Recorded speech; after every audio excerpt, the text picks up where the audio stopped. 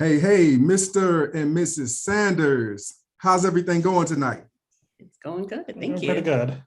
Hey, everyone. I appreciate you all for continuing your support for the Wealth Building Educator channel. We have had some fire interviews, and I'm really looking forward to this interview tonight with Greg and Jennifer Sanders. They paid off over $100,000 in debt in approximately 3 years, and I think they have a phenomenal story, and I want them to tell you their story tonight. So, Greg and Jennifer, how are you all doing? We're doing good. Yeah, we're doing pretty good. That is awesome. So I just found out that you all live in the same area that I live in. Yeah. and we've been speaking for a few months about this interview. So yeah, that's awesome. I'm looking forward to hopefully meeting you in person one day. Definitely. So why don't you tell the viewers of the channel who you are? Who are the Sanders? I'm Jennifer Presley Sanders. Let's see, I'm originally from upstate New York. I actually moved to the Dallas-Fort Worth area in 2015 for a job transfer. I actually met Greg when I moved down here about a year after moving down here. We got married in 2019, and yeah, I guess the rest is history. 2019, so you're coming up on 3 years. Yeah. Okay, what about you, Greg?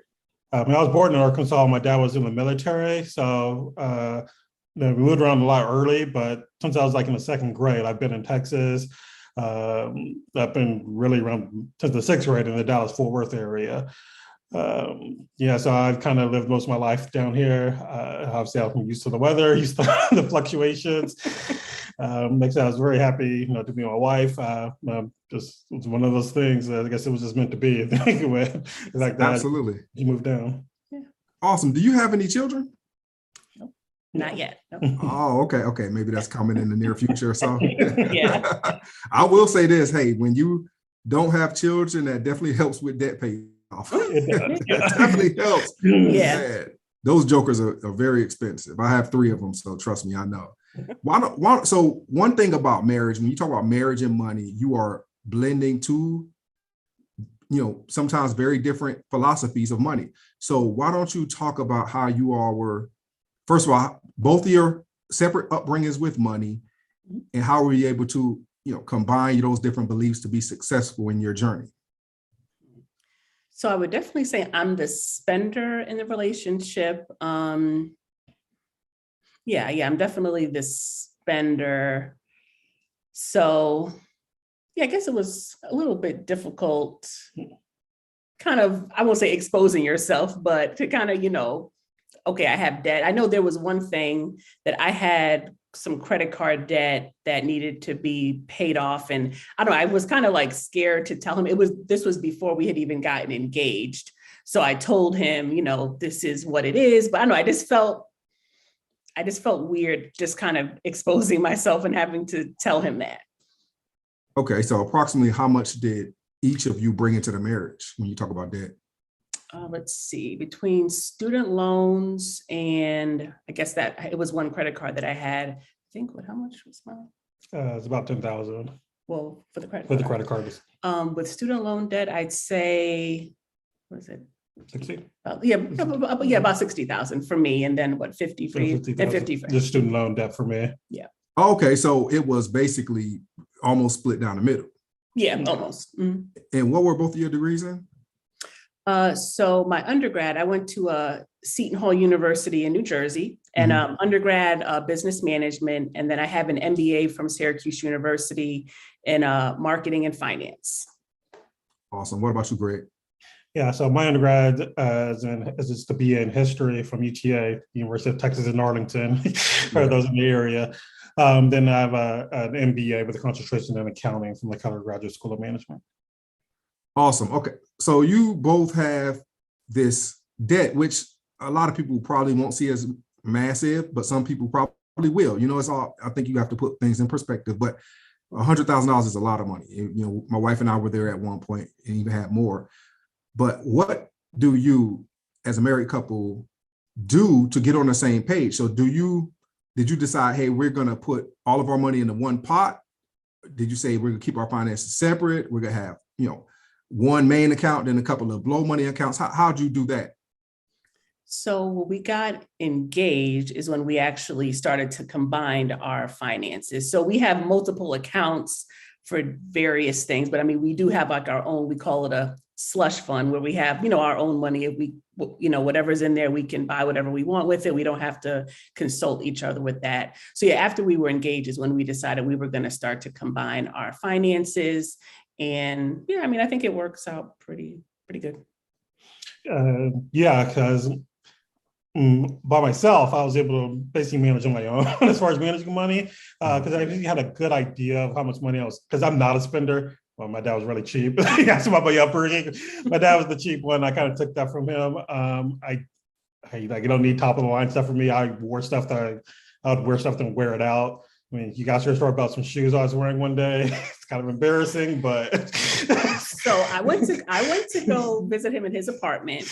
I was looking down at the ground and there was some shoes and I'm like, okay, why am I seeing the floor through these shoes? And I'm like, okay, there is no way you go to work every day and you have holes in the bottom of your shoes. What kind of shoes were they? I'm curious to the brand. It's just like work shoes. It's like the typical black work shoes, but yeah, I was like, come on now. So I think we went that day or the next day and got him some new shoes. Yeah. I may have hanged on to things a bit too long, but but like I said, I wasn't a spender. So, and just the way I set up, I always pay most of my bills at one time in the month. So, because from that one time, I had a good idea of what was coming out and what, based on what I was making, what was coming in. So I never had to worry too much about, hey, I'm going to run out of money. I always had a good idea. Then when we got together, when we combined our finances, obviously, that had to change. She was kind of more of a spender, but just in general, I don't know her day to day, what she's getting for lunch and all that. So it made more sense at that point to have a documented budget we could both access and update. Yeah. And that's kind of how we both got on track. We both have a budget. We both our incomes in. Like I said, she mentioned both of accounts because there are accounts we have. There's a main account we have where we pay most of our day-to-day stuff out of and pay most of our bills out of. But there's another account where the bills that we don't pay monthly, but maybe we pay quarterly or maybe we pay annually. Okay, we take that into account and start the money that we're going to need to pay in the future, let's just put it away, but amortize it, split it out, start saving it, put it into that account. So after it's ready, whenever those bills come due, we have the money right there. We don't have to worry about it. And then, then just for other goals, investing. If you want to save money for investing, we have an account for that. Car repair, there's a fund for that. House repair, there's a fund for that. Or house savings, there's a fund for that. So just establishing goals, so what we both want to do, and just allocating and saving for it. Yeah. So if you had to approximate how many various accounts you have, what would you estimate? What, 7? I think 7. Yeah, I think so. 7. Mm-hmm. And you refer to it as a slush fund. Is it pretty much the same as a sinking fund?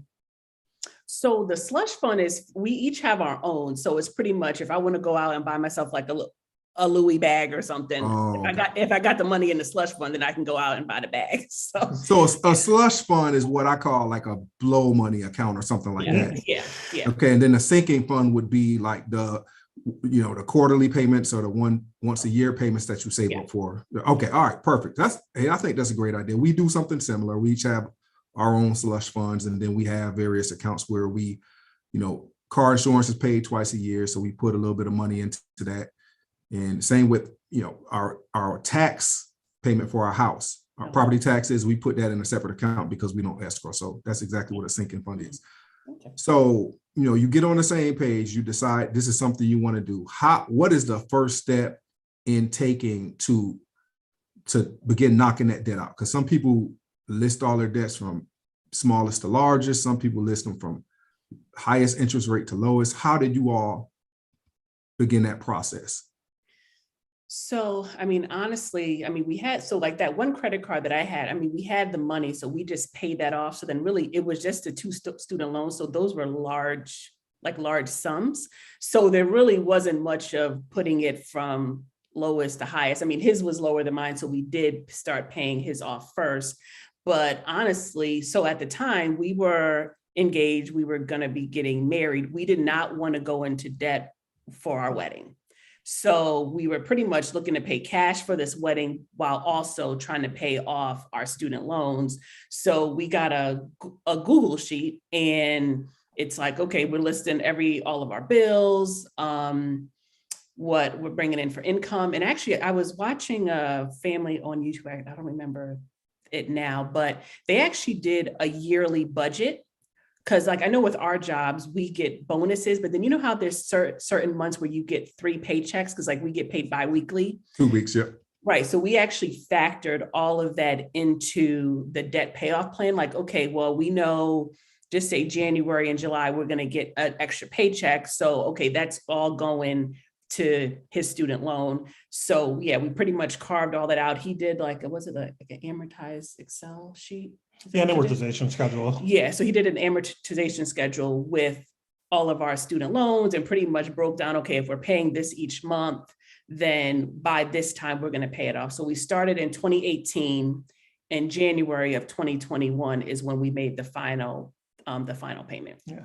And I can't say, like, this is actually before I met her, like, especially for my student loans, I did not really understand my loans. I didn't understand how they worked and how each separate loans worked. At the time, I mean, at the time I met her, I was in a good financial position. Before, I was kind of working jobs where I wasn't making that much to the point where I could like pay the full amount of the loan. So I was taking, like the income-based repayment, and I was trying to pay that. But then there was a point where I was really just taking time to look at it, and I realized when I'm doing that, I'm not even covering the interest on like the way they split it out. I wasn't covering the interest on loans. There were loans I owed more now than I did when I first took it out, just because the way they were setting it up. So at that point is when I really started paying attention to it, it's like, oh, okay, I'm not doing that anymore. So it's like I had to really focus on saying, no, I'm like call them and like really specify my payments. I'm paying the minimum amount for all these other loans, and I'm paying more on like my lowest amount. So I can knock that out, then just start rolling and snowballing it from there. Yeah. And that's first when I first took them out. There's a point where I then refinanced loans and all got wrapped into one, so it didn't matter. And that was by the time I met her, it didn't matter. It's just okay, just pay whatever I paid over full amount. But that is something that people aren't aware that you can get caught with that. Absolutely. And and one thing I would say, so with my employer, when I was getting my MBA, my employer, they would pay for it, but because of the amount of how much my loan, like how much it cost, because I went to a private school, they would pay it all, like they would pay it, but it would take years for it to happen. So every year we actually factored the reimbursement from my employer into the debt payoff as well. So, I mean, that's something I would tell people is that I know, like when you get these, different jobs, yeah, you want to focus on your salary, but I mean, you want to look at other benefits that they offer as well, such as like tuition reimbursement and things like that. Because I mean, that was probably a huge factor too in helping to pay off the debt, was knowing I had that money coming from them for the tuition reimbursement because, working there. Yeah, so the total package of whatever company or employer you work for, it's important. And if a tuition reimbursement package is part of it, that's a great benefit. But you do need to understand the stipulations behind it. Yeah, because some people don't. Some people don't know anything about their loan forgiveness program or anything like that. Public service loan forgiveness, or whatever their company is offering. People sometimes I've seen people that don't necessarily even know they have particular benefits. Right. Yeah. They miss out on them. So it's very important when you sign on that dotted line, or even before you get to that point, when you are looking for a job, look at all the benefits that they have to offer. Yeah. And they're not always necessarily going to be on that website. You might have to go to some of these, I'm not going to say whistleblower websites, but the websites where employers or employees of that company work, and they give reviews and they tell, like Costco is a good example. If you go to a particular website and then you have Costco employees who actually review the company and they tell the kind of benefits that they offer, because they're not always transparent with those things. So once you paid off that debt, what did it feel like? I mean, it felt good knowing we didn't have to make those payments, but I volunteer at my church. I'm on the stewardship ministry, and once a month we have it's called Thrive, where we're helping people to get their budgets together. So someone actually asked that question, and I said, I always feel like you can it's like you always find something else to spend the money on.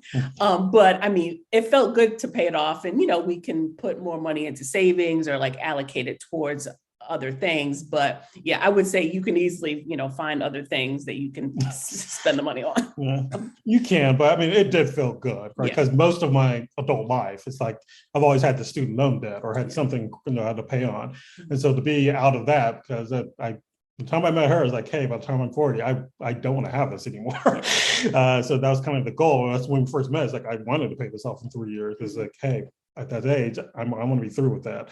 Yeah. And yeah, I mean, it feels good to just, what, that's gone. I don't have and just be free from it. That's an amazing feeling. If I look back, I believe I was around 37 when I was completely debt free, besides the house. And my first debt was when I was 18 years old, when I went to college. They handing out these t-shirts and pizza and all of this stuff. And then you go get a Citibank card and you go into debt. And I was in debt for around 20 years. And I have been out of debt for about 4 or 5 years. And it's just an amazing feeling. And I tell people all the time, the day I walked into work debt free was a day I feel like I worked for my family rather than the bank or the credit union. So it's an amazing. I know y'all feel like y'all have lifted thousands of pounds off of your shoulders. So I salute you there. I'm very proud of the work that you've done. So ultimately, once you get out of debt, whatever your snowball is, $1,000 a month that you were paying, $5,000 a month that you were paying, if you had to take a guess or if you had to estimate, how are you reallocating that money? How have you? I know you said that you're going to find something to spend it on. So for the most part, what are you doing with that that's going to, continue to benefit your net worth? So, I mean, honestly, right now we've been saving. So, we want to actually get into real estate. So, I mean, we own our home now. We are looking to purchase another home and either rent or Airbnb our current home out. So my grandfather, he's long time in real estate, owned multiple rentals, self-made millionaire, primarily off of real estate. So yeah, that's the path we want to go down. I mean, it's a little bit hard in the DFW area because, home prices are going up. But yeah, that's what we're looking to do. I mean, we're, our 401ks, we have those. 401ks, our HSA, we max that out through our employers. So just trying to max out anything that we can, and then also build real estate as well. So yeah, that's what we're focusing on right now. Yeah, I smile when you say HSA. I just love when other people have access to HSAs. We do the same thing, and it's an amazing benefit. It's triple tax savings, and if everybody can have access to HSA, I would definitely recommend it. So you did say you own your house. So there's own your house and there's own your house. Do you own it outright, or are you making payments on it? So the minor, we have a mortgage. Okay. We have a mortgage. Okay. Hey, I guess we never truly own our house, right? Because if we don't pay the taxes on it, then somebody's gonna come get it. Well, that's awesome. I know that we've seen such a incredible increase in prices in real estate, and there's obviously deals that are still to be had, but it's just few and far between compared to where they were a few years ago. But just having that primary residence is huge for your net worth. So, and we were extremely fortunate with our current house. We bought it, like I said, a few months after we got married in 2019, August of that year. And since that time, I mean, plus side with the pandemic, because they have gone up, our value, obviously the value, our equity on our house has gone up, which is obviously very beneficial. But now that we're looking to buy a second house, it's like, geez, it's a lot. It's good if you're looking at using your equity to buy more properties, but it's bad for your taxes, of course. And it's also bad because you're going to be overpaying for that second house. So, but I know you would rather be in the position you're in now than the previous position. Oh yeah, definitely, most definitely. Yeah, that's incredible.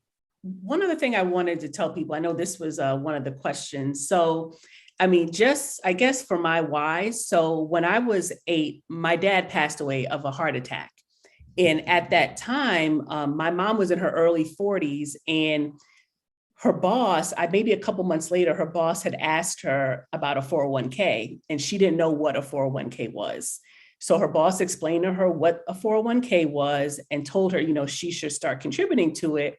And my mom, at that point, she was a single mother, and she told him she couldn't afford to put money into a 401k. He told her, start small, $20, just start small and then work your way up. So, my mom retired in 2020. My mom, I'll just say she's very comfortable, and the majority of her wealth is coming from her 401k. So I would really just encourage people to, if it's $5, $10, $20, just start somewhere. And I think of like me and my husband, I had the benefit of my mom telling me this. So when I graduated from college at 22, my mom was 43 when she started putting into her 401k. I had 20 years, head start that she didn't have. And she had to learn that because her husband passed away. Wow. So yeah, I just want, and that's honestly why I just, was reaching out to you and wanted to just, put this out to people, because I want to see everyone thriving. And unfortunately, this happened because of a tragedy, but I just want people to, get their finances in order and not just be stressed because of, finances, or having to work jobs that they don't want to work because they need the money. So yeah, that's just my little public service announcement. And I can appreciate that. So I want you to reiterate something. Mm-hmm. You said your mom started at 43, correct? 43. Mm-hmm. And if you don't mind sharing, how old is she now? She's 73. She's 73, and she's very well off, correct? Yeah, I'm not going to say her net worth, but yes, she's doing okay. Well, so when did she stop investing? When she retired. Yeah, even now, pretty much. So with her job, she got a pension. She has the 401k. With the pension, I think you could either, how they give you the monthly payments, or you could kind of take a lump sum. So I know she has a financial advisor, and so I know her financial advisor kind of helps her with all that. But yeah, she's still investing. So, honestly, her Awesome. wealth will pass on to like me and my sister as her beneficiaries. But to me, that's where the generational wealth comes into it. And one thing my mom said, I was telling her we were going to be doing this interview, and she said that the thing that stuck with her is her mom was a stay-at-home mom. And she said she did not like that just going to the grocery store. She had to ask my grandfather, can I have this? Can I have that? Because she was a stay-at-home mom. So when my grandmother got older, she was like a foster grandparent. She would just watch little kids and things like that. And she said it felt so good to have her own money and not have to ask anybody for anything. So I know that really stuck with my mom, as far as having her own money. And she said she didn't want to be older and not have any money or have to depend on anybody. Wow, that is such a good point. I think if I had to estimate how much I made last year, relative to the household, I believe I made about 75% of the household money last year. However, as we said, everything goes to the same pot, and I invest the same exact amount in all of my wife's retirement accounts as mine. So she has, if you look at all of our accounts, everything is 100% equal, because I feel if anything happens to me, I want her to be, well off. And of course she'll get my money and hers, but I want her to feel comfortable knowing that if anything ever happened, that, hey, she has her own money on top of the money we have together. So I think that's a great point that she made. Everybody wants to feel like they have some kind of, comfort when it comes to finances. I know a lot of people, when you talk about married couples, they don't have conversations. Some of the wives have no clue how much money they have. And the same with the husband. I think one of the, misdeeds that we do as spouses is not giving the information to our spouse, and then, the reluctant spouse, the hands-off spouse, sometimes puts it all on the quote unquote nerd to do all the work, and they don't ask questions. So I think it's very important that both people are on the same page, and that the one who does everything does not allow the hands-off spouse to quote unquote cop out, So that's important that you said that. So I want to go back to the age thing. So I asked that question about when she started and how old is she now, because I quite often see questions about, oh, is it too old for me to invest? People that are 35 years old, people who are 40 years old. Mhm. We started maxing out our retirement accounts at about 35, Mhm. and I'll be 42 next week. And Hmm. I already see the value of compound interest. And the only regret I have is not starting it at 18 or 19 years old. Yeah, Yeah. our 15-year-old son, we're forcing him to save 50% of all of his checks into a Roth IRA right now. And Oh, yeah. he hates it, but I told him, listen, He's you're gonna appreciate that. going to appreciate me later. I keep telling him, I'm going to show these interviews. My last interview I had said the same thing. She started at a young age. So, we have to keep spreading the word, because it's something that, a lot of us have not been taught, but continuing to have these conversations revolving around money and breaking a taboo, I believe we're going to continue to change our generations to come. And I really appreciate you all for coming on. Oh, yeah, thank you. Yeah, thank you. I do want you to talk a little bit about your blog and how anybody who is interested in this journey can find you. Oh, yeah. So I have a blog. It's my name. It's Jennifer Presley Sanders. And yeah, I mean, honestly, I just wanted to kind of get the word out. I mean, I talk about more than finance, or I will be talking about more than finances. There's 2 blog posts up now. One talks about the debt payoff journey. The other one talks about my first time buying stock. I actually used Christmas money that I got to buy my first stock. So jenniferpresleysanders.com. I'm on Instagram as jprez with a Z at the end, Sand, S-A-N-D. But yeah, check out the website, and it has like the links and everything for my social media on my blog. So yeah, more to come. But yeah, I'm happy to be here and happy that you had us on. The pleasure is all mine. Before I let you go, I do want to ask each of you one question. Sure. You are giving advice. So my wife and I got married I was 25, she was 22. You're giving advice to a young couple who's looking at getting married. Mm-hmm. What would your first piece of advice be to each of you? I would say prioritize getting out of debt. That's what I would say. Prioritize that, because I feel like it just frees up so much money. And I feel like a lot of the stress and headache of, just being newlyweds and then having to deal with finances, just if you can get that out of the way early on, I would highly recommend that. I think one of the things that helped us was actually a premarital class. Oh yeah, our church. Yeah, church. Because you have to be willing to be open, not just in your finances, but really with everything, and understand. Because because you were asking hey, how did you grow up with money? And what's your experience with money?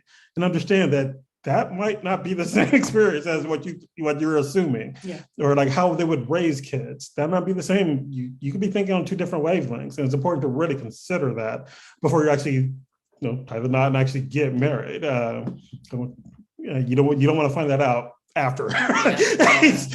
You want to make sure that all gets out and you're discussing that, and you've had that discussion beforehand. Because you want to make the decision to say, you know what, this isn't going to work. Mm-hmm. Hey, that's fine. Yeah. But otherwise, what you're kind of, at least have an idea what you're going to. You don't know what you're going to get into, but at least have an idea what you're going to get into. Absolutely.